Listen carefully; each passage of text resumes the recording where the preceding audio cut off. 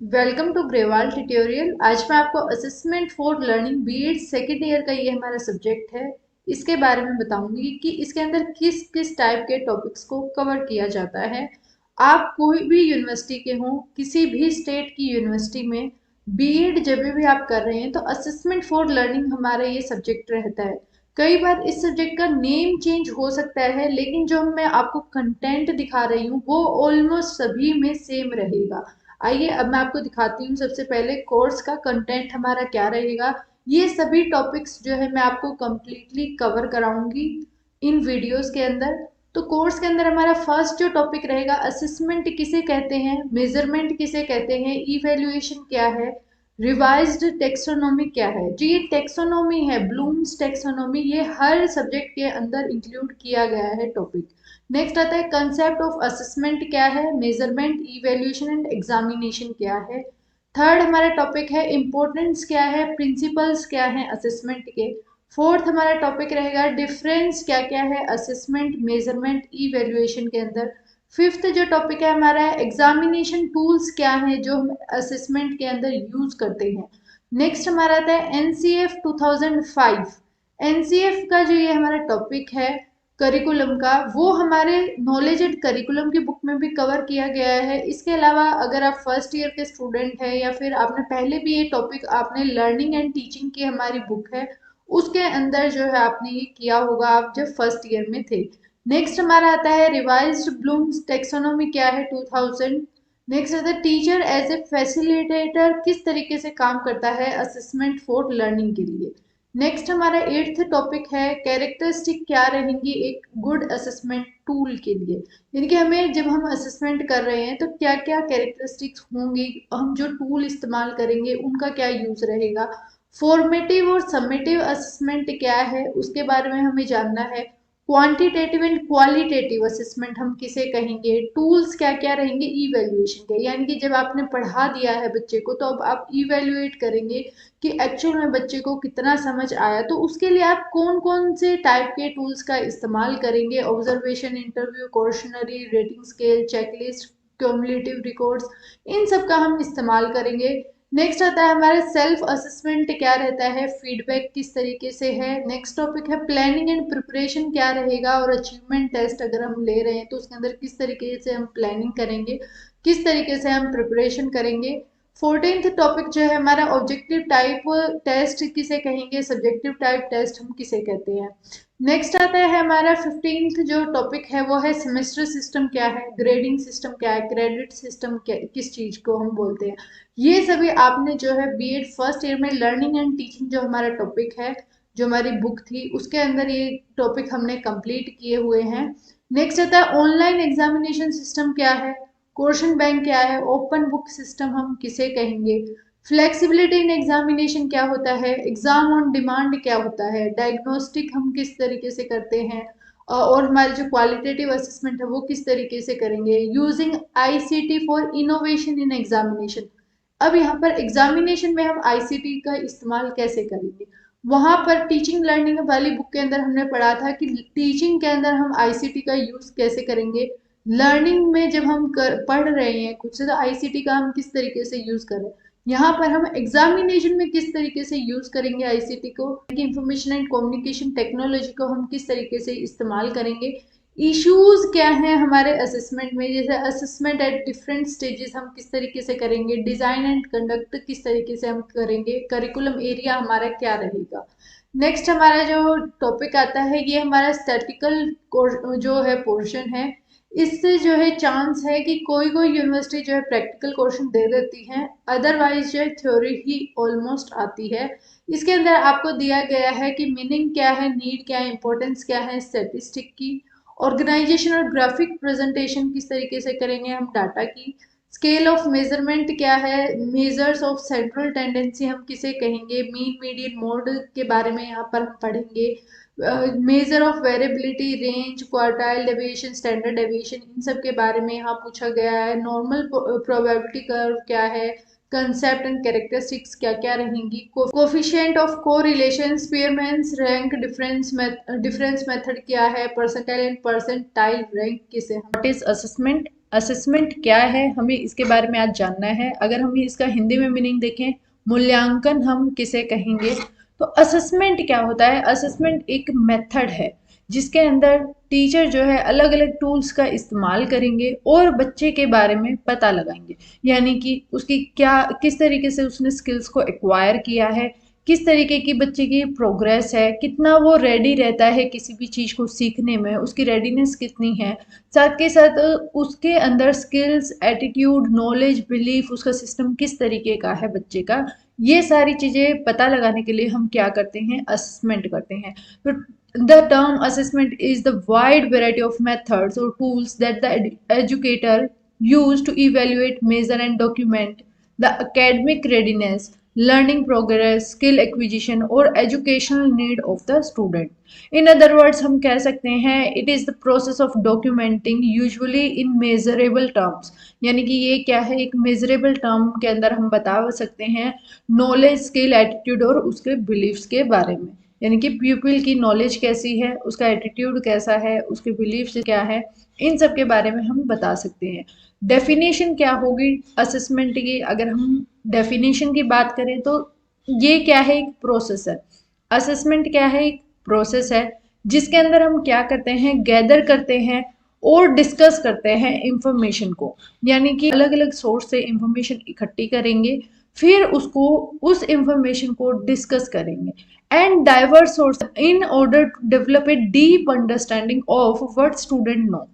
और ये जो इंफॉर्मेशन हमने इकट्ठी की है अलग अलग सोर्सेज से हमारे, वो हमें क्या बताएगी, यानी कि एज ए टीचर आपको क्या बताएगी बच्चे के बारे में कि व्हाट स्टूडेंट्स नो, बच्चों को क्या आता है, अंडरस्टैंड, उनकी अंडरस्टैंडिंग किस तरीके की है, उसको कितना समझ आ रहा है, and can do with their knowledge as a result of their educational experience. और हम क्या कर सकते हैं बच्चों को, अगर हम आगे नॉलेज देना चाह रहे हैं तो किस तरीके से हम बच्चों को आसानी से चीज़ें सिखा सकते हैं।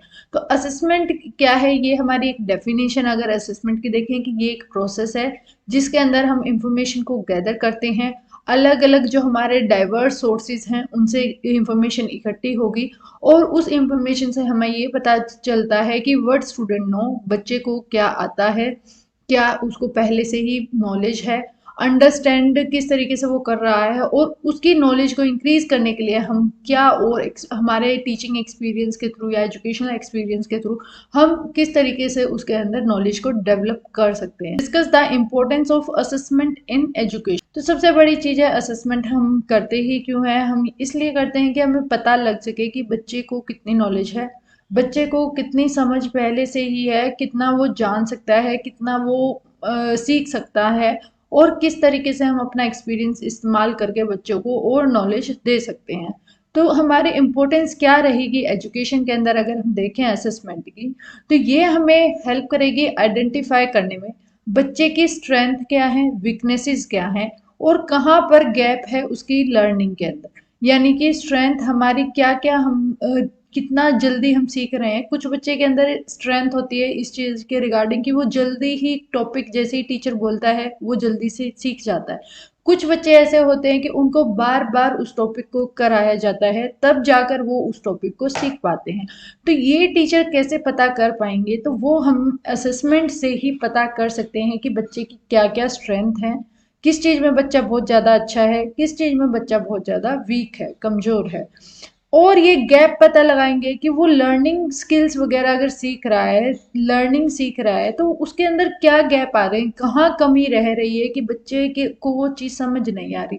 बहुत से बच्चे ऐसे होते हैं उनको मैथ समझ नहीं आता, तो मैथ्स को पढ़ाने में या कहाँ पर कमी आ रही है, क्या वो प्रैक्टिस नहीं कर रहे, हमें यही चीज़ देखनी होती है। और ये हमें कहाँ से पता चलती है? हमें असेसमेंट से ही पता चलेगी। To assist in setting target for student grades subject specialisation, यहाँ पर हम क्या करते हैं, देखते हैं कि क्या क्या हमारे टारगेट हम सेट कर सकते हैं स्टूडेंट के लिए। अगर मुझे यही नहीं पता होगा कि बच्चे की क्या वीकनेस है, क्या स्ट्रेंथ है, तो मैं बच्चों को पढ़ा नहीं पाऊंगी। तो असेसमेंट हमें मदद करती है कि हम टारगेट वगैरह सेट करें स्टूडेंट्स के लिए, कितना टारगेट बच्चे अचीव कर सकते हैं, उनको ग्रेड्स वगैरह देने में मदद हमें असेसमेंट ही करेगी। साथ के साथ सब्जेक्ट स्पेशलाइजेशन, किस सब्जेक्ट के अंदर हम, मतलब कि बच्चा जो है बहुत अच्छा है, किस सब्जेक्ट के अंदर ऐसा है कि वो बहुत ज़्यादा वीक है, ये तभी पता चलता है जब हम क्या कर रहे हैं, असेसमेंट करेंगे। To review and monitor teaching and learning strategies and process, हम असेसमेंट इसलिए भी करते हैं ताकि हम रिव्यू कर सकें, मॉनिटर कर सकें कि मैं किस तरीके से पढ़ा रही हूँ, क्या मेरी टीचिंग लर्निंग स्ट्रेटजी है बच्चों के लिए, अगर मैं क्लासरूम के अंदर जा रही हूँ, पढ़ा रही हूँ, तो क्या कहाँ पर कमी है मेरी स्ट्रेटजी में, या कितना जो है हम अच्छे से कर पा रहे हैं उस चीज को, इस बारे में हम असेसमेंट से ही जान पाएंगे। इसीलिए हमारे एजुकेशन के अंदर असेसमेंट करना बहुत ज़्यादा ज़रूरी होता है किसी भी टीचर के लिए। How assessment is useful in school education system, किस तरीके से जो हमारी असेसमेंट है वो यूजफुल है स्कूल एजुकेशन सिस्टम के अंदर, और किस तरीके से हमें जो है किस मैनर के अंदर बच्चों को असेस करना चाहिए। फर्स्ट आता है टू क्लासीफाई और ग्रेड स्टूडेंट। अगर हम बच्चों की असेसमेंट कर रहे हैं तो हम इजीली क्या कर सकते हैं कि हम क्लासीफाई कर सकते हैं उनको, और ग्रेड उनको हम असाइन कर सकते हैं। यानी कि अगर हम असेसमेंट करेंगे बच्चों की तो हम क्या कर सकते हैं, उनको अलग अलग कैटेगरी के अंदर उनकी अचीवमेंट के बेसिस पर हम क्या कर सकते हैं, उनको क्लासीफाई कर सकते हैं और उनको ग्रेड्स दे सकते हैं। टू गाइड इम्प्रूवमेंट, अगर हम असेसमेंट कर रहे हैं, असेसमेंट से हमें क्या पता चलता है कि बच्चे के अंदर क्या स्ट्रेंथ है, क्या वीकनेसेस हैं। अगर हम इन सब चीज़ों का पता लगा लेते हैं तो उससे क्या होता है कि हम आगे बच्चों को गाइड कर सकते हैं इजी वे से। यानी कि हमें उनकी वीकनेस पता है, उनकी स्ट्रेंथ पता है, उसके बेसिस पर हम उनको गाइड कर सकते हैं।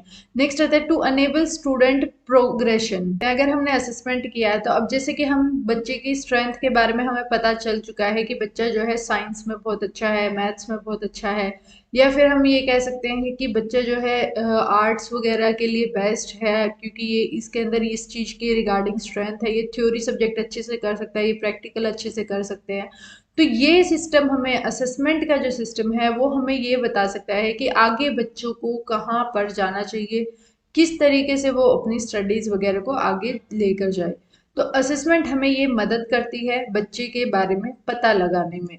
नेक्स्ट आता है to facilitate student choice of option. यहाँ पर अगर असेसमेंट की गई है तो बच्चों के पास चॉइस हो जाती है कि वो जो है सिलेक्ट कर सके अपने अकॉर्डिंग, अपनी वीकनेस और अपनी स्ट्रेंथ को ध्यान में रखते हुए चीज़ों को क्या है, अपने सब्जेक्ट एरिया को वो डिसाइड कर पाए, उसकी एबिलिटीज़ कितनी हैं, वो किस तरीके से काम कर सकते हैं, उसके बेसिस पर जो है स्टूडेंट को चॉइस करने का ऑप्शन मिल जाता है। अगर बच्चे को खुद की स्ट्रेंथ और वीकनेस नहीं पता होंगी तो वो ऑप्शन वो नहीं ऑप्ट कर पाएंगे। नेक्स्ट आता है to diagnose fault and enable student to rectify mistake.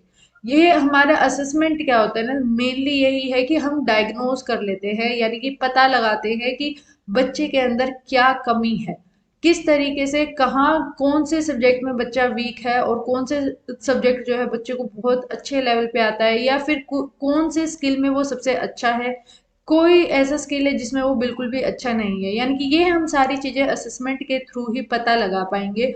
और यही जो है, हमें असेसमेंट ही क्या करेगी कि हमारे अंदर कोई कमी है, यानी कि स्टूडेंट के अंदर कोई भी कमी होगी, कोई भी फॉल्ट होगा, उसको रिमूव करने में मदद करेगी। नेक्स्ट आता है to give us feedback on how our teaching is going.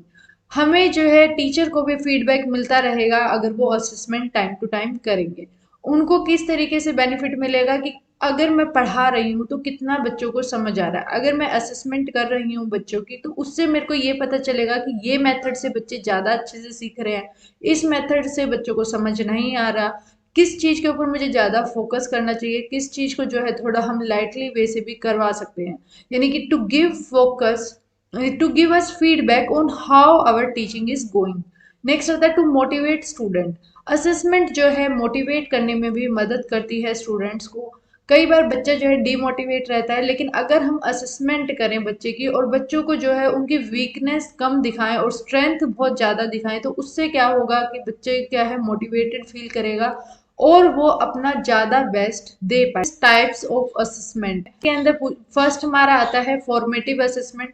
Formative assessment क्या होती है, यानी कि हमारे जो एफ होते हैं, जो हम यूनिट टेस्ट भी बोलते हैं अगर हम स्कूल में बात करें, एफएज वगैरह हैं, ये हमारे फॉर्मेटिव असेसमेंट हैं जो कि छोटे छोटे इंटरवल के बाद लिए जाते हैं। ये जो है हेल्प करते हैं हमें ये पता लगाने में कि बच्चा कहाँ तक, उसकी क्या परफॉर्मेंस है, वो कितनी उसकी अंडरस्टैंडिंग वो क्रिएट कर चुका है, कितनी उसको नॉलेज वो गेन कर चुका है। इस सब के बारे में हमें पता लगाने में मदद करेंगे। यानी कि फॉर्मेटिव असेसमेंट, यानी कि यहाँ पर ये असेसमेंट का एम होता है कि प्रमोट करे effective future learning by people, कि आगे जाकर बच्चा, अगर जैसे कि हमें फॉर्मेटिव असेसमेंट अगर हम फर्स्ट कर रहे हैं, मतलब FA1 है, अगर हमारा यूनिट टेस्ट हम ले रहे हैं, तो हमें ये पता चल जाएगा कि बच्चे को प्रीवियस नॉलेज कितनी वो गेन कर पाया। अगर हम जो है बिल्कुल ईयर के लास्ट में जाकर टेस्ट लेंगे, पूरा साल हमने पढ़ाया है और जस्ट हम लास्ट में जाकर टेस्ट वगैरह ले रहे हैं, तो वो कोई भी बेनिफिट नहीं मिलेगा। ये जो हमारे एफएज होते हैं, इनका बेनिफिट ही यही होता है कि टाइम टू टाइम हम बच्चे के बारे में पता लगा पाते हैं कि वो नॉलेज कितनी गेन कर चुका है। नेक्स्ट आता है समेटिव असेसमेंट। समेटिव असेसमेंट यानी कि हमारे SA1 SA2 जो होते हैं स्कूल के अंदर, यानी कि एक बार हमारे एग्जाम सितंबर में होते हैं, एक बार हमारे एग्जाम्स मार्च में होते हैं। तो ये क्या उनसे एग्जाम है, ये हम मिड टर्म एग्जाम्स भी इनको बोलते हैं। तो समेटिव असेसमेंट जो होती है वो एक पर्टिकुलर पीरियड के लिए होती है, एक पर्टिकुलर पॉइंट ऑफ टाइम पे होती है ये। यानी कि यहाँ पर हम जैसे सितंबर में होंगे और मार्च में होंगे, ये स्कूल के अंदर हमारा फिक्स होता है। इसी तरीके से अगर हम कॉलेज लेवल की बात करें तो हमारे जो टेस्ट हो रहे हैं, जो यूनिट टेस्ट हैं, वो हमारे क्या है, फॉर्मेटिव असेसमेंट है। समेटिव असेसमेंट यानी कि जो हम फाइनल एग्जाम्स हम दे रहे हैं, जो हमारे सेमेस्टर सिस्टम वाइज भी हैं और ईयरली भी हैं, उनको हम क्या कहेंगे, समेटिव असेसमेंट कहेंगे। नेक्स्ट आता है हमारा norms reference assessment. Norms reference assessment क्या होता है, ये ग्रेडिंग सिस्टम होता है जिसके अंदर हर प्यूपिल को जो है उसकी परफॉर्मेंस के बेस पर ग्रेड दिया जाता है, और वो जो ग्रेड होगा वो दूसरे बच्चे के कंपैरिजन में उसको दिया जाएगा। यानी कि जिसकी परफॉर्मेंस सबसे अच्छी होगी उसी को उतना ही ज्यादा अच्छा ग्रेड मिलेगा। नेक्स्ट हमारा आता है इनफॉर्मल असेसमेंट। इनफॉर्मल असेसमेंट क्या होती है, यहाँ पर आपको कोई इंफॉर्मेशन वगैरह नहीं दी जा रही कि आपकी असेसमेंट की जा रही है टीचर के द्वारा, बट आपकी असेसमेंट की जाती है। यानी कि यहाँ पर टीचर आपका बिहेवियर नोटिस कर रहा है, आप किस तरीके से क्लासरूम के अंदर बिहेव कर रहे हैं, साथ के साथ आप किस तरीके से जो है और बच्चों के साथ ट्रीट कर रहे हैं, किस तरीके से आप पढ़ रहे हैं चीज़ों को, रीडिंग स्किल्स आपके वो चेक कर रहे हैं। ये सारी हमारी क्या है, इनफॉर्मल वे से हम क्लासरूम के अंदर हैं, बट टीचर ने हमें ये नहीं बताया है कि आपको असेसमेंट आपकी की जा रही है। जैसे यूनिट टेस्ट हमारे होते हैं तो हमें बताया जाता है, वो होती है हमारी फॉर्मल असेसमेंट, जिसमें हमें पहले ही इंफॉर्मेशन दी जाती है कि आपकी असेसमेंट की जा रही है। बट इनफॉर्मल असेसमेंट ये होगी कि ये हमारी नॉर्मली जो क्लासरूम के अंदर एक्टिविटी चल रही है उनके बेसिस पर टीचर जो है आपको असेस कर रहा है। नेक्स्ट आता है फॉर्मल असेसमेंट। फॉर्मल असेसमेंट जो है कि प्रायर वार्निंग आपको दी जा रही है। जैसे हमें बताया जाता है कि आपके यूनिट टेस्ट हैं, एक हफ्ते बाद से यूनिट टेस्ट शुरू हैं, तो ये हमें पहले ही इंफॉर्मेशन दी जाती है, उसको हम फॉर्मल असेसमेंट कहेंगे। नेक्स्ट आता है कॉन्टिन्यूस असेसमेंट। कॉन्टिन्यूस असेसमेंट क्या होती है हमारी, ये जो है कंटिन्यू यानी कि लगातार चलती रहेगी एक लंबे समय तक। यानी कि अगर हम स्कूल के अंदर स्टूडेंट को देखें तो फर्स्ट हमारे FA1 होएगा, फिर हमारा FA2, फिर SA1, फिर FA3, FA4, फिर SA2। इस तरीके से यानी कि ये कॉन्टिन्यूस असेसमेंट चलती रहेगी, लगातार जो है आपकी असेसमेंट होती रहेगी। इसके अलावा इनफॉर्मल असेसमेंट हमारी अलग से चलेगी क्लासरूम के अंदर जब टीचर हमें पढ़ाएंगे। तो ये हमारी, आइए अब स्टार्ट करते हैं हमारा डायग्नोस्टिक असेसमेंट। डायग्नोस्टिक असेसमेंट यहाँ पर क्या है, ओवरऑल बच्चे के बारे में पता लगाना। यानी कि जैसे हम डॉक्टर के पास जाते हैं तो डॉक्टर हमारा क्या करता है, डायग्नोज करता है। अगर हमें कोई प्रॉब्लम है, अगर हमें कोई बीमारी है, तो डॉक्टर हमसे पूछता है कि आपको क्या है प्रॉब्लम, आपको क्या आप फेस कर रहे हैं। इस तरीके से टीचर भी ये देखेगा कि बच्चा जब काम कर रहा है, जब वो लर्निंग कर रहा है, तो उसको किस तरीके की प्रॉब्लम्स आ रही हैं, वो सीख क्यों नहीं पा रहा। ये सारी चीजें टीचर नोट करेंगे, पूछेंगे बच्चे से कि कहाँ आपको समझ नहीं आ रहा। ये हमारी डायग्नोस्टिक असेसमेंट कहलाएगी। यानी कि ये हमारी क्या है, इसके अंदर हमें ये पता चलता है कि बच्चे को कोई प्रॉब्लम तो नहीं है जिस वजह से वो सीख ही नहीं पा रहा चीज़ों को। जैसे कि डिसलेक्सिया है, यानी कि यहाँ पर बच्चे को लिखने में और पढ़ने में, रीडिंग में प्रॉब्लम रहती है। तो वो हमारी डायग्नोस्टिक असेसमेंट के थ्रू टीचर जो है पता लगाएगा, और फिर उसको अगर स्पेशल एजुकेशन की नीड होगी तो वो भी उनको प्रोवाइड की जाएगी, जैसे कि हमारी रेमेडियल टीचिंग्स है, यानी कि हमें साइड बाय साइड अलग से भी पढ़ाया जाएगा। नेक्स्ट आता है इंटरनल असेसमेंट। इंटरनल असेसमेंट कौन सी असेसमेंट होगी हमारी, जिसको जो हमारे क्लासरूम के अंदर होगी, यानी कि ये टीचर हमारे करेंगे। और साथ ही साथ जैसे कि अगर हम कॉलेज वगैरह की बात करें तो इंटरनल असेसमेंट हमारी जैसे 20 मार्क्स की होती है, 30 मार्क्स की होती है, उसके अंदर जो है हमारे यूनिट टेस्ट काउंट होंगे, उसके अंदर हमारे जो है हम जितना भी काम कर रहे हैं क्लासरूम के अंदर उन चीज़ों को काउंट किया जाएगा, हमारे स्किल्स को देखा जाएगा, टीचर नोटिस करेंगे, हमारी अटेंडेंस उसके अंदर काउंट होती है।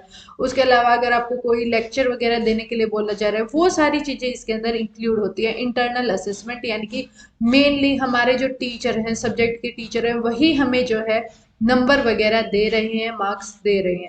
एक्सटर्नल असेसमेंट कौन सी होगी, ये वो असेसमेंट है जो कि एक एग्जामिनर आएगा, लेकिन वो हमारे स्कूल या हमारे कॉलेज का नहीं होता, यानी कि बाहर से कोई इंसान आएगा। जब आपकी जो है प्रैक्टिकल ली जा रही है, वो जो हमारा असेसमेंट किया जा रहा है वो एक्सटर्नल असेसमेंट कहलाएगा, यानी कि वो स्कूल के टीचर नहीं कर रहे। जैसे 10th क्लास में एग्जामिनेशन है, हमारे जो बोर्ड के एग्जामिनेशन है, 12th में एग्जामिनेशन है, तो उनके जब प्रैक्टिकल होते हैं तो दूसरे स्कूल के टीचर्स हमारे स्कूल में आकर जो है असेसमेंट करते हैं बच्चों की, उसको हम एक्सटर्नल असेसमेंट कहेंगे। नेक्स्ट हमारा आता है टर्मिनल असेसमेंट। टर्मिनल असेसमेंट क्या होती है, ये जो है एक इस तरीके की असेसमेंट है जो कि एट द एंड हम कोर्स के करते हैं, या फिर हमारा जो है प्रोग्राम वर्क जब खत्म हो जाता है उस टाइम पर जो असेसमेंट की जाएगी उसको हम टर्मिनल असेसमेंट कहेंगे। यानी कि टर्मिनल असेसमेंट कौन सी है, ये हमारी फाइनल असेसमेंट रहेगी। अब जैसे आप बीएड कर रहे हैं तो बीएड के अंदर जो हमारे असेसमेंट होती है, जो हमारे प्रैक्टिकल वगैरह हो रहे हैं, वो हमारे फाइनल हैं और एट द एंड ही लिए जा रहे हैं कि आपका यहाँ पे कोर्स कंप्लीट है और यहाँ पर आपके प्रैक्टिकल्स आपको देने हैं। तो वो असेसमेंट हमारी क्या है, टर्मिनल असेसमेंट है, कि साल के एंड में वो असेसमेंट या हमारा प्रोग्राम जब खत्म हो रहा है उसके एंड में उस असेसमेंट को लिया जा रहा है। Next one is process assessment. Process assessment यानी कि ऑन गोइंग एक्टिविटी के अंदर हम क्या कर रहे हैं, असेसमेंट कर रहे हैं। यहाँ पे टीचर आपको पढ़ा रहा है और साथ ही साथ आपकी असेसमेंट चल रही है, तो इसको हम कहेंगे ऑन गोइंग असेसमेंट करना या प्रोसेस असेसमेंट करना, यानी कि काम अभी हमारा चल रहा है और उसी के दौरान टीचर आपको असेस कर रहा है। नेक्स्ट आता है प्रोडक्ट असेसमेंट। प्रोडक्ट असेसमेंट जो है ये बेसिकली हमारी जो है टेंजिबल पीस ऑफ वर्क है। इसके अंदर क्या होता है, हमें ऐसे प्रोजेक्ट, मॉडल, एग्जामिनेशन, इस तरीके की चीजें हमें दी जाती हैं और फिर उसके बेसिस पर हमारी असेसमेंट होती है। जैसे हम गर्मी की छुट्टियां होती थी, समर वेकेशन, तो हमें क्या है चार्ट्स बनाने दिए जाते थे या मॉडल प्रिपेयर करने दिए जाते थे, तो उनके बेसिस पे हमारी असेसमेंट होती थी।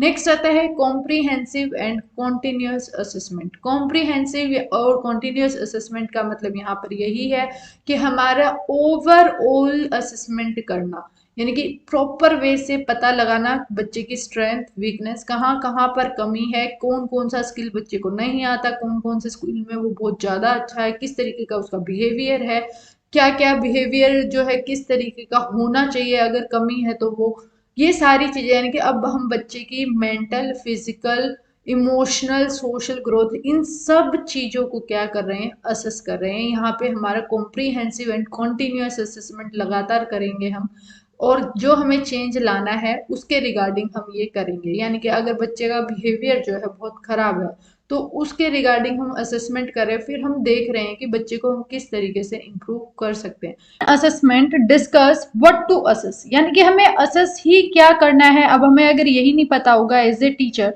तो हम बच्चों के असेसमेंट किस तरीके से कर पाएंगे। यानी कि यहाँ पर हमें इस क्वेश्चन के अंदर ये जानने को मिलेगा कि हमें असेस करना क्या है, किस चीज को हम असेस करेंगे। व्हाट टू असेस यानी कि इज इट प्रोडक्ट और process that is to be assessed, यानी कि क्या वो प्रोडक्ट हमें असेस करना है या फिर कोई प्रोसेस हमें असेस करना है कि किस तरीके से हम पढ़ा रहे थे, किस चीज को हम असेस करेंगे। टीचर को ये पता होना चाहिए कि मुझे बच्चे की कौन सी क्वालिटीज को असेस करना है, उनकी असेसमेंट जब हम कर रहे हैं तो किस किस चीज को इंक्लूड करना है। नेक्स्ट आता है is it a specific subject knowledge that we test or is it how well student can use such information, यानी कि क्या हम बच्चे की एक स्पेसिफिक सब्जेक्ट की नॉलेज को ही चेक कर रहे हैं या फिर हम ओवरऑल चीजों को चेक कर रहे हैं। यानी कि वो जो हम टेस्ट ले रहे हैं उससे एक स्पेसिफिक सब्जेक्ट की नॉलेज चेक करेंगे, हम उसकी असेसमेंट करेंगे, असेस करेंगे बच्चे को, ये चीजें के बारे में हमें देखना होगा। नेक्स्ट हमारा आता है इज इट इंडिविजुअल एफर्ट और टीम एफर्ट्स। यानी कि यहाँ पर हम ये देखते हैं जब भी असेसमेंट कर रहे हैं कि क्या हम इंडिविजुअल को असेस कर रहे हैं या फिर हमारी जो टीम है, जिसे हमने एक काम दिया था बच्चों को करने के लिए कि आप ग्रुप बनाएं और उसके बाद आप उनको असेस कर रहे हैं, वो वर्क जो उन्होंने करके दिया है, तो क्या हम एक इंडिविजुअल एफर्ट को असेस करेंगे भाई एक बच्चे ने कितना एफर्ट किया, या फिर हम एक पूरी टीम को असेस कर रहे हैं, हमें ये पता होना चाहिए। नेक्स्ट आता है इज असेसमेंट प्रिलिमिनरी, फॉर्मेटिव और सबमिटिव। हम अब किस चीज के थ्रू असेसमेंट करेंगे? हमने पढ़ा था एक फॉर्मेटिव असेसमेंट होती है, एक होता है हमारा सबमिटिव असेसमेंट। फॉर्मेटिव असेसमेंट क्या है? जो कि रेगुलर बेसिस पे हम करते रहेंगे, जो हमारे यूनिट टेस्ट वगैरह होते हैं कि टाइम टू टाइम एक हम करते रहेंगे चेकिंग वगैरह। जबकि सबमिटिव असेसमेंट ये होती है जब पूरा हम सिलेबस कंप्लीट करा देते हैं उसके बाद हम असेसमेंट करते हैं, जो कि हमारे मिड टर्म एग्जामिनेशन है और फाइनल एग्जामिनेशन जो होते हैं वो हमारे सबमिटिव असेसमेंट होते हैं। तो इसके अंदर हम यही फाइंड आउट करते हैं कि हम असेसमेंट कर कौन से टाइप की रहे हैं और हमें किस टाइप की करने की रिक्वायरमेंट है। नेक्स्ट आता है इज असेसमेंट कन्वर्जेंट और डाइवर्जेंट। क्या हमारी असेसमेंट जो है कन्वर्जेंट है या डाइवर्जेंट है? डाइवर्जेंट का मतलब है विभिन्न विभिन्न चीजों के लिए हम कर रहे हैं, या फिर हम एक पर्टिकुलर चीज के लिए ही करेंगे, यानी कि एक पर्टिकुलर टॉपिक या एक पर्टिकुलर एबिलिटी बच्चे की या स्किल चेक करने के लिए कर रहे हैं। नेक्स्ट आता है इज द मेथडोलॉजी कंटिन्यूअस और एंड पॉइंट। क्या हम जो मेथड अप्लाई कर रहे हैं जब हम असेसमेंट कर रहे हैं वो कंटिन्यूअस रहेगा या एक एंड पॉइंट पे आके ही हमें करना है? जैसे हमारे FA1, FA2, FA3, FA4 four time जो है हमारे यूनिट टेस्ट हो रहे हैं, तो ये क्या है हमारी कंटिन्यूअस चल रहे हैं।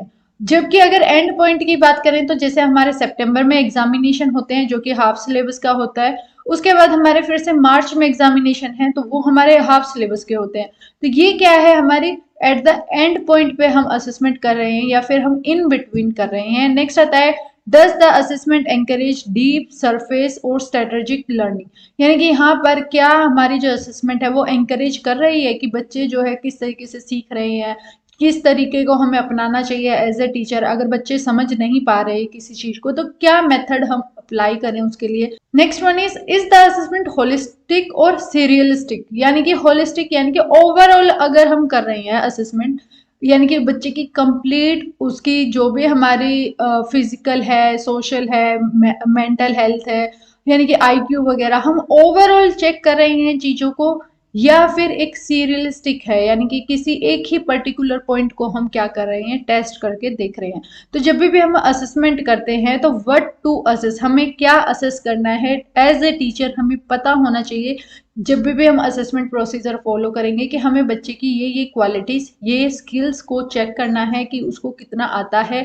जैसे कि बच्चे की लिसनिंग, राइटिंग, रीडिंग स्किल्स वगैरह एज ए टीचर हम चेक करते हैं कि बच्चे को कितना आता है समझ। What are the values of assessment. जब भी हम असेसमेंट कर रहे हैं तो क्या हमारी वैल्यूज रहेंगी, इस टॉपिक के बारे में हम स्टडी करेंगे। फर्स्ट आता है हमारा values of assessment. Values of assessment के अंदर है असेसमेंट शुड बी वैलिड। हमारी असेसमेंट ऐसी होनी चाहिए जो वैलिड हो, यानी कि जिसको हम माने। जब भी हम मेजर कर रहे हैं वो रियलिटी के बेस पर होनी चाहिए और वो मानी जाए, इस तरीके की हमारी असेसमेंट होनी चाहिए।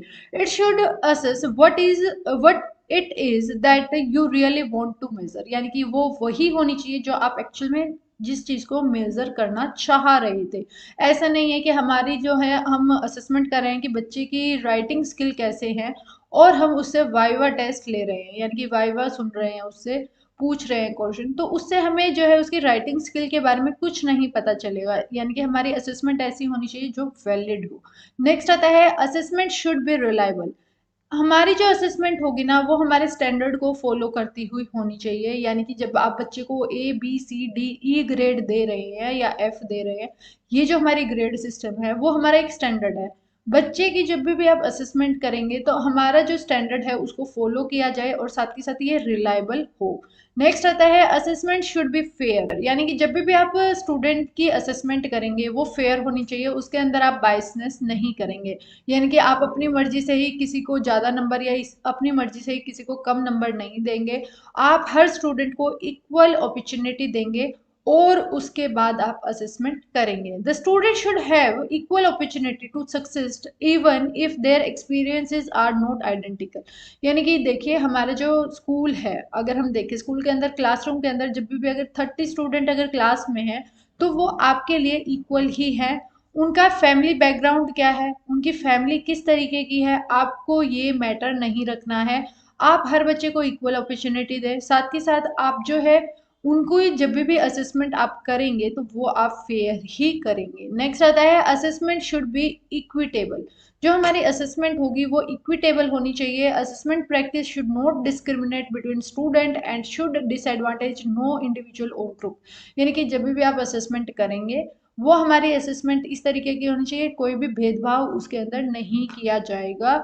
और साथ के साथ हर बच्चे को या हर ग्रुप जो भी आपने डिवाइड किए हैं उनके लिए आप एक फेयर असेसमेंट ही करेंगे।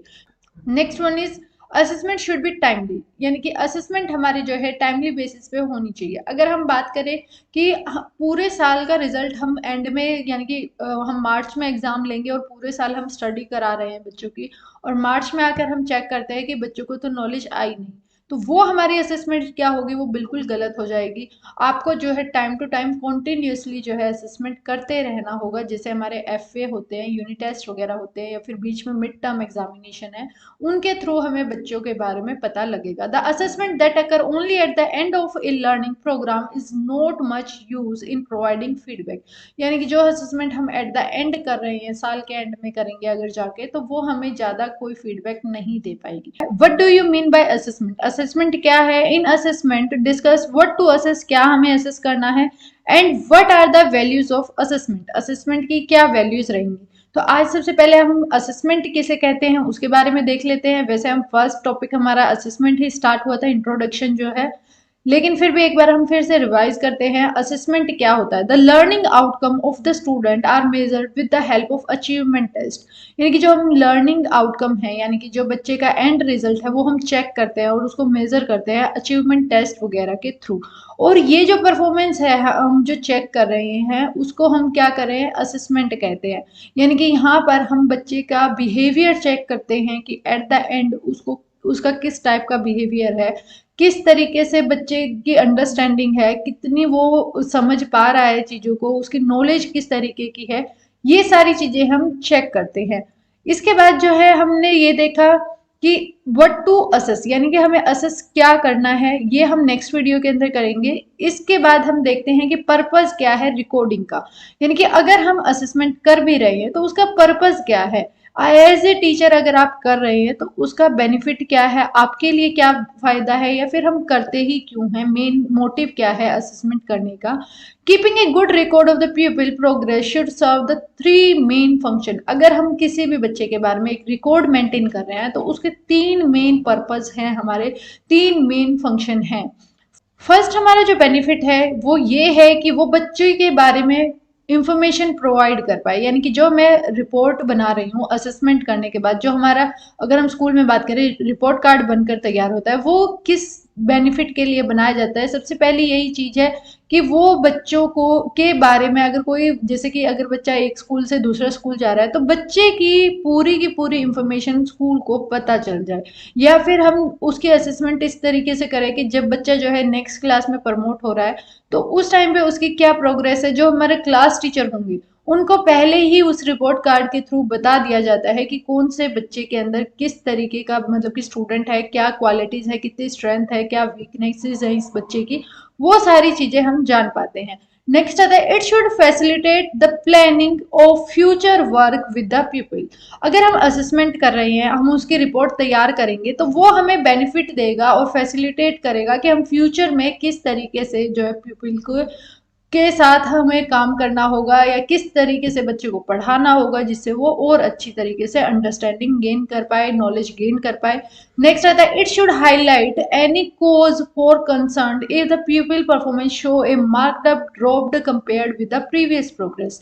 यानी कि यहाँ पर हम ये भी देखते हैं कि एकदम से जैसे कि बच्चा जो है मान लेते 8th क्लास में है, वो बहुत अच्छा था, 9th क्लास में क्या हुआ, उसके मार्क्स वगैरह बिल्कुल कम आ गए, तो हमें कैसे पता चलेगा? अगर हमारे पास 8th क्लास का रिपोर्ट कार्ड ही नहीं होगा तो एज ए टीचर हम पता ही नहीं लगा पाएंगे कि बच्चे ने प्रोग्रेस किया है या फिर वो जो है उसकी परफॉर्मेंस डाउन गई है, हमें इस बारे में इंफॉर्मेशन नहीं मिलेगी।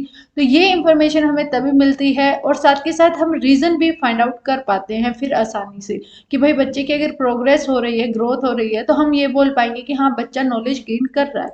लेकिन अगर वो उसके प्रीवियस परफॉर्मेंस के कंपैरिजन में हम देखें कि वो लो मार्क्स उसके आ रहे हैं, तो हमें ये पता चल जाएगा कि बच्चे को कहीं ना कहीं प्रॉब्लम आ रही है। तो ये हमारे पर्पज है रिकॉर्ड करने के या फिर हम असेसमेंट जो करते हैं उसका, ये हमारे पर्पज रहेंगे। What are the basic principle of assessment, यानी कि जब भी हम असेसमेंट कर रहे हैं तो उसके क्या सिद्धांत रहेंगे जब भी हम असेसमेंट करेंगे। प्रिंसिपल्स ऑफ असेसमेंट, फर्स्ट आता है प्रिंसिपल ऑफ कॉन्टिन्यूटी। जब भी आप असेसमेंट करेंगे वो एक कंटिन्यूस बेसिस पे होनी चाहिए। ऐसा नहीं है आप पूरा साल के एंड में ही बच्चे की असेसमेंट कर रहे हैं। इसी तरीके से अगर हम कॉलेज की बात करें तो कॉलेज में भी टाइम टू टाइम हमारी असेसमेंट होनी चाहिए। ऐसा नहीं है कि लास्ट में अगर इंटरनल मार्क्स हैं वो 30 है या 20 मार्क्स हैं हमारे, वो बिल्कुल एट द एंड लगाए जाएं या फिर एट द एंड में ही सभी यूनिट टेस्ट वगैरह असाइनमेंट, ये सारी सिस्टम एंड में नहीं होने चाहिए, कंटिन्यूस बेसिस पे होनी चाहिए। नेक्स्ट आता है प्रिंसिपल ऑफ कॉम्प्रिहेंसिवनेस, यानी कि यहाँ पर आप सिर्फ और सिर्फ क्या टेस्ट नहीं करेंगे, ओनली स्किल्स के बारे में हम टेस्ट नहीं करें, यहाँ हम ओवरऑल चीजें देखेंगे। जैसे कि हम ओरल और रिटन टेस्ट लेंगे बच्चों का, उसके थ्रू हम पता लगाएंगे कि बच्चे के अंदर किस टाइप के स्किल्स है, क्या उसकी एबिलिटीज है, कहाँ पर उसकी जो है वो कमी है या फिर हम वीकनेसेस कह सकते हैं, स्ट्रेंथ बच्चे की किस चीज में सबसे ज्यादा है। इस तरीके से हम असेसमेंट करेंगे और ये जो हमारी असेसमेंट होगी ये सिंपल से बच्चे को कॉम्प्लेक्स की तरफ लेकर जाएगी। यानी कि यहाँ पर हम असेसमेंट इस तरीके से करेंगे, पहले हम बच्चों को छोटा छोटा पार्ट करके टेस्ट लेते हैं, फिर उसके बाद जो है हम सितंबर जब एग्जामिनेशन है तो उसमें हम हाफ सिलेबस कवर कर देते हैं। इसी तरीके से फिर हम मार्च तक जाते हैं और मार्च में हम पूरा सिलेबस का टेस्ट लेते हैं। वो हमारा क्या है, एक कॉम्प्रिहेंसिव असेसमेंट हम करेंगे। और साथ के साथ हम एक सिंपल चीजों से, यानी कि छोटा, अब बच्चे को एक चैप्टर याद करना बहुत ईजी है एज कंपेयर टू उसको बोला जाए कि आपको पूरी बुक लर्न करना है, तो उसको हम सिंपल से एक एक चैप्टर लर्न करा कर टेस्ट लेंगे और फिर उसको कॉम्प्लेक्स यानी कि पूरा सिलेबस इकट्ठा जब हो जाएगा तो उस टाइम पर बच्चे का टेस्ट लेना उसकी तरफ लेकर हम जाएंगे। नेक्स्ट होता है प्रिंसिपल ऑफ कंप्लीटनेस, यानी कि यहाँ पर हमारा क्या होगा, हम टेस्ट लेंगे, एग्जाम्स लेंगे और साथ के साथ हम बच्चे का जो एकेडमिक लेवल है ना उसके बारे में जानेंगे। बट दो evaluation the complete assessment of the personality of a student can be taken, यानी कि इवेल्युएशन के थ्रू हमें जो है कंप्लीट असेसमेंट जो बच्चे की पर्सनैलिटी है उसके बारे में भी पता लगा पाएंगे। इवेल्युएशन हमारा टॉपिक जो है वो हम नेक्स्ट वीडियोस में करेंगे। नेक्स्ट वन इज चाइल्ड और चाइल्ड सेंटर्डनेस, यानी कि जब भी हम असेसमेंट करेंगे हमें एक चीज का ध्यान रखना होगा कि हम बच्चे से रिलेटेड ही असेसमेंट करेंगे, बच्चे को ही हम सेंटर पॉइंट में रखेंगे और उसके बाद ही हम असेसमेंट करेंगे। यानी कि in this process no importance is given to the subject matter, the centre point of assessment is the behaviour of the child, यानी कि सेंटर में बस यही बात रहेगी कि बच्चे का बिहेवियर कैसा है, उसका बर्ताव कैसा है, उसकी एबिलिटीज, उसके स्किल्स, उसका एटीट्यूड, उसकी वैल्यूज, उसकी बिलीफ सिस्टम, ये सारी चीजें हम इसके अंदर इंक्लूड करेंगे। Next one is principle of totality, यहाँ पर हम क्या है ग्रुप डिस्कशन को ज्यादा महत्व देंगे।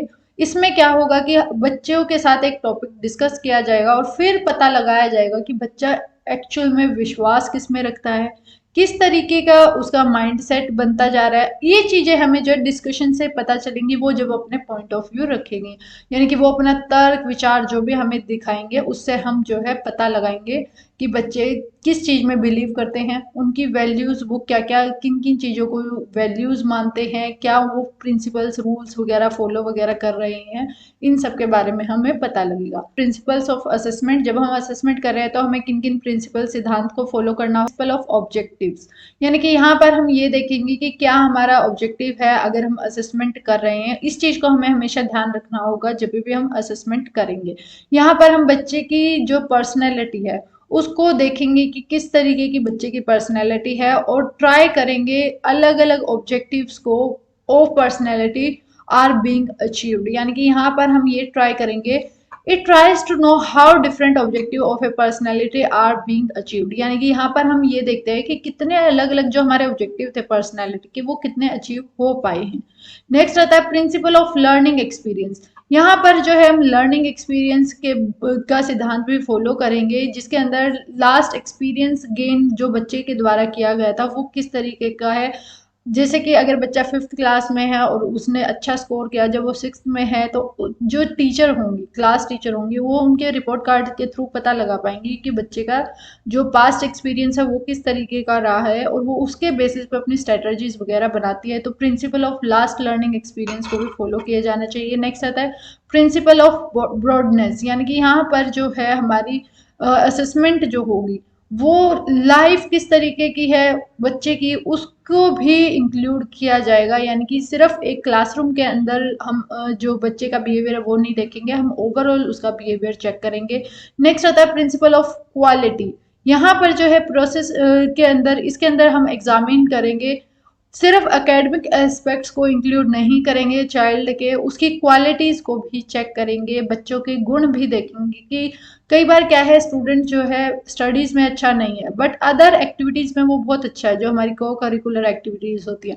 तो ये हमें किस तरीके से पता चलेगा, जब हम असेसमेंट कर रहे होंगे तो हम प्रिंसिपल ऑफ क्वालिटी को भी फॉलो कर रहे होंगे। नेक्स्ट आता है प्रिंसिपल ऑफ टोटेलिटी। वही सेम है, सिंपल सा कि हम टोटेलिटी के प्रिंसिपल को जरूर फॉलो करेंगे, यानी कि पूरी ओवरऑल उसके बारे में, बच्चे के बारे में असेसमेंट हम करेंगे जब भी हम, और एट द एंड उसका रिजल्ट आएगा। अब हम हमारे पास जो रिपोर्ट कार्ड होता है, रिपोर्ट कार्ड में हमने देखा होगा कि हमारे जो सब्जेक्ट हैं उनके मार्क्स होते हैं, यूनिट टेस्ट में हमने कितने मार्क्स लिए, समेटिव असेसमेंट्स में हमने कितने मार्क्स लिए, और उसके बाद आता है कि नीचे की तरफ कि बच्चे की लिसनिंग स्किल कैसे हैं, उसकी जो रीडिंग स्किल है वो कैसे है, वो क्राफ्ट वर्क वगैरह कर रहा है या नहीं कर रहा है। ये सारी चीजें क्या है हमें टोटली उसके बारे में बता देते हैं। कि जब भी हम असेसमेंट करेंगे तो प्रिंसिपल ऑफ टोटेलिटी को भी फॉलो किया जाएगा। What is measurement? मेजरमेंट क्या है इसके बारे में हम स्टडी करेंगे। तो फर्स्ट ऑफ ऑल मेजरमेंट क्या है, यानी कि यहाँ पर हम स्टूडेंट को न्यूमेरिकल फॉर्म के अंदर मेजर करेंगे। मेजर हम किस में करते हैं, हमेशा क्वांटिटेटिव टर्म्स के अंदर ही हम मेजर करेंगे।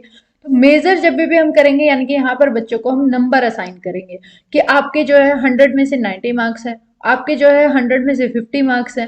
तो इस तरीके से हम किस चीज को इसके अंदर इन्वॉल्व करेंगे, वो है हमारी न्यूमेरिकल्स, यानी कि नंबर जो होंगे, नंबर, स्कोर, परसेंटेज या फिर एवरेज कितनी है आपकी, इन सबको हम इंक्लूड करेंगे जब भी हम मेजर करेंगे। मेजर का मतलब ही क्या होता है, मापना, और मापते हम हमेशा नंबर की फॉर्म में है चीजों को।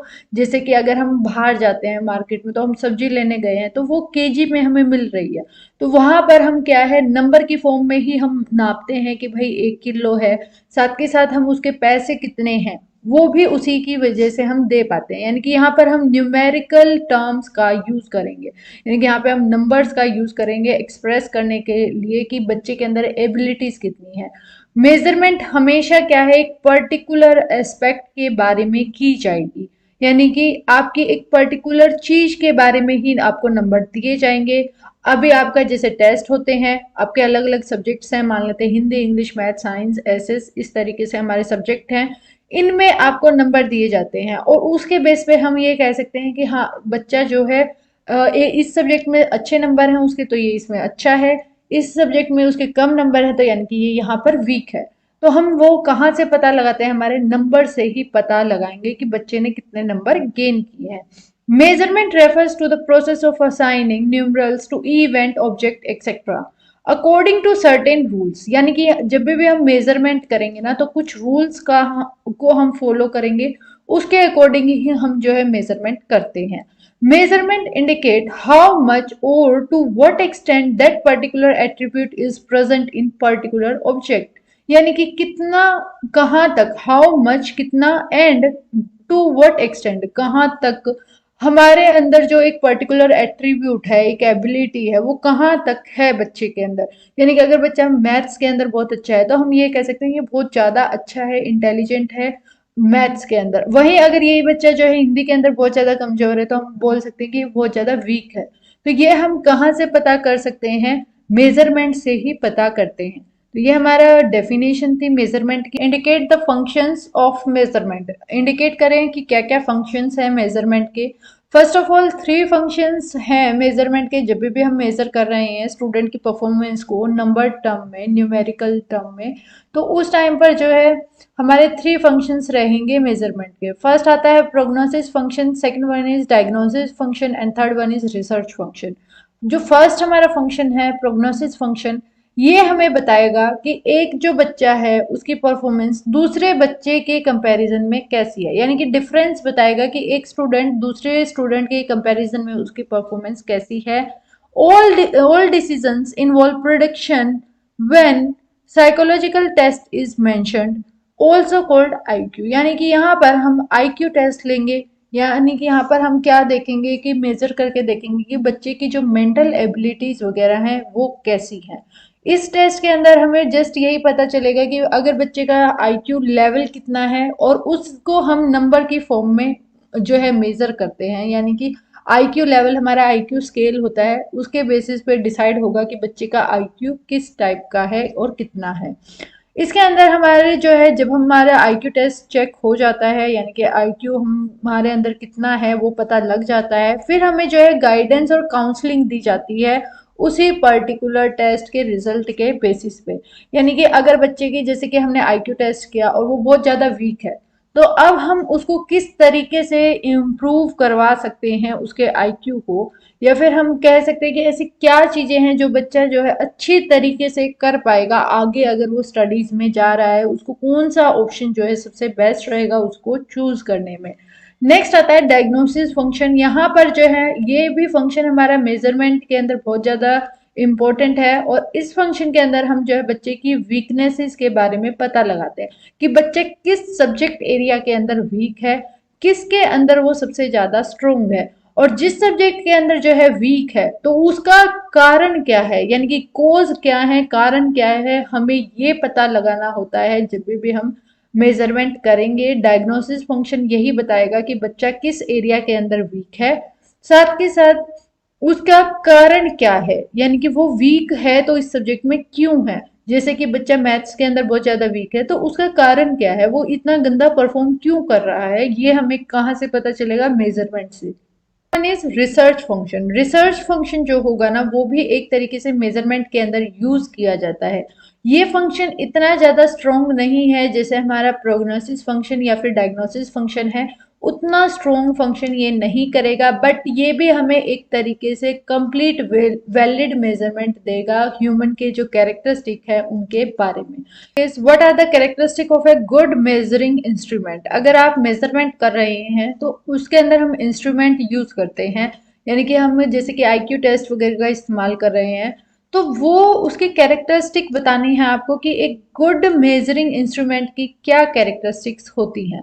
First one is it should be objective, यानी कि वो हमारे ऑब्जेक्टिव के अकॉर्डिंग होना चाहिए, यानी कि ऑब्जेक्टिव टेस्ट होना चाहिए जैसे हमारे एमसीक्यू वगैरह हैं, इस तरीके से हमारा जो होना चाहिए। नेक्स्ट आता है it should be valid. Valid होना चाहिए साथ के साथ, यानी कि वो टेस्ट को मान्यता मिली हो, यानी कि यहाँ पर अगर हम आईक्यू टेस्ट कर रहे हैं तो कुछ हमारे टेस्ट होते हैं वो वैलिड टेस्ट ही हम लेंगे। नेक्स्ट आता है इट शुड बी रिलायबल, यानी कि यहाँ पर भी हम रिलायबिलिटी को ध्यान रखेंगे कि ये जो है टेस्ट जो इसका रिजल्ट है इसके ऊपर हम भरोसा कर सकते हैं, इस तरीके का हमारा जो है टेस्ट होना चाहिए। नेक्स्ट आता है it should be comprehensive and precise, यानी कि ये कॉम्प्रिहेंसिव होना चाहिए, यानी कि यहाँ पर ओवरऑल जितने भी एस्पेक्ट्स हैं उन सबको इंक्लूड कर देना चाहिए, और प्रिसाइज होना चाहिए, यानी कि पूरा अच्छी तरीके से हमें पता होना चाहिए कि ये टेस्ट किस चीज़ के रिगार्डिंग लिया गया और इसका मतलब कि एंड रिजल्ट क्या है, अच्छी तरीके से उसको प्रिसाइज किया होना चाहिए। Next one is it should be usable and practicable, यानी कि यहाँ पर ये जो टेस्ट हम ले रहे हैं ये यूजफुल भी हो, ये हमें ध्यान रखना होगा। यानी कि बच्चे का अगर हम आईक्यू टेस्ट ले रहे हैं तो वो टेस्ट ऐसा होना चाहिए जो यूजेबल भी नेचर का हो, साथ के साथ प्रैक्टिकेबल भी हो, जिसके ऊपर हम इजीली रिलाई कर सकते हैं। तो ये हमारी कैरेक्टरिस्टिक थी एक गुड मेजरिंग इंस्ट्रूमेंट की।